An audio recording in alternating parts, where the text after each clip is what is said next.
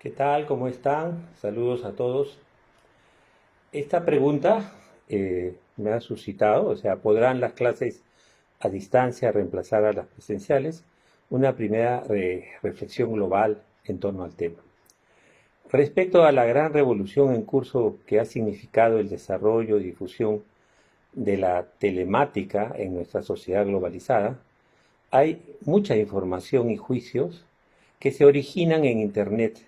Lamentablemente, como los buscadores proceden de modo cuantitativo a partir de cada término o palabra utilizada, no cualitativamente, el cúmulo de entradas disponibles en su gran mayoría no es confiable, es superficial y requiere de una selectividad de su origen, fundamento y validación.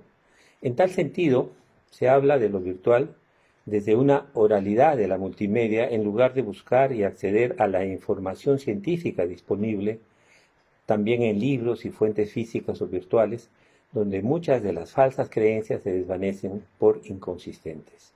Por ejemplo, la que da título a este conjunto de conversatorios, que no alude a la eclosión de grupos académicos y de investigación de fines del siglo XX y comienzo del XXI, que plasmaron ideas iniciales sobre lo que debería ser las humanidades digitales en una serie de manifiestos que combinaban los aspectos conceptuales y metodológicos de las disciplinas humanísticas con la emergente revolución informática y digital. Hace más de 30 años se hace evidente que uno de los efectos de lo virtual en el campo académico ha sido el imponer un enfoque interdisciplinario en todas las especialidades, tanto académicas como de aplicación, y una orientación hacia la investigación que incluye tanto a las disciplinas del conocimiento como a los profesionales.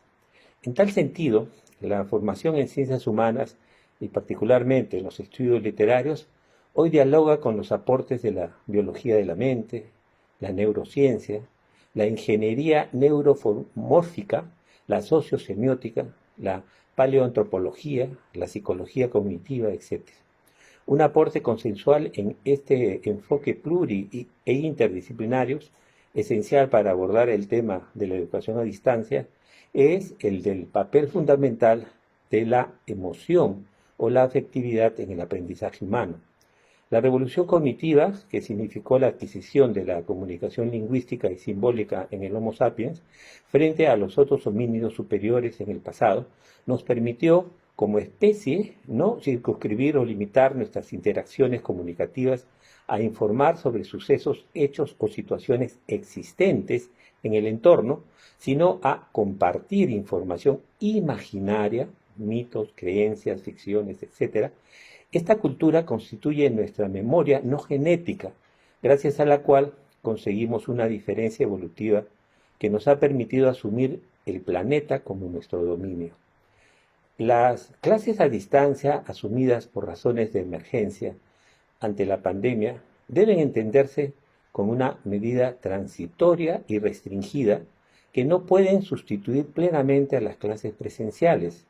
Desde el punto de vista pedagógico juegan un papel compensatorio y anímico, pero dada la naturaleza social de nuestro cerebro, lo indispensable de la interacción social y la naturaleza intersubjetiva del aprendizaje humano no sustituyen la indispensable labor presencial del maestro, en especial en la etapa inicial primaria y gran parte de la educación secundaria. Los muchísimos casos de dolencias emocionales actuales como ansiedad, depresión, irascibilidad, etcétera, detectadas entre los estudiantes actualmente, ha interiorizado evidentemente la problemática de la didáctica en la educación. La educación virtual requiere de un estudiante maduro que sabe su rol activo en el aprendizaje. ¿Esto qué quiere decir? Los sistemas educativos sólidos en el primer mundo, obviamente, implican que manejen el proceso que se inicia antes de llegar a la universidad, se inicia en el colegio en los últimos años, y por supuesto ya en la universidad hay un proceso paulatino y progresivo de adaptar al estudiante al manejo de estas plataformas y que obviamente eso se materializa sin ningún problema, evidentemente en posgrado. la educación a distancia es 100% efectiva desde antes de la pandemia en posgrado. Ahora, eso es en un sistema, evidentemente, educativo sólido, coherente, con muchos recursos, no en la realidad del Perú. Lamentablemente en el Perú se aplica en posgrados con alguna eficiencia en muy poquísimas universidades. Antes de la pandemia, la educación peruana en todos los niveles estaba en crisis. La pandemia y las clases virtuales no han solucionado el problema, lo han agravado, hay que ser bastante claro. El factor afectivo que hemos visto que cognitivamente es esencial para la educación en todos los niveles, se pierde porque el profesor sigue siendo el mismo profesor autoritario, repetitivo, memorístico, y no hay empatía como la hay evidentemente en las clases presenciales, donde los buenos maestros de convicción y vocación sí hacen una labor abnegada.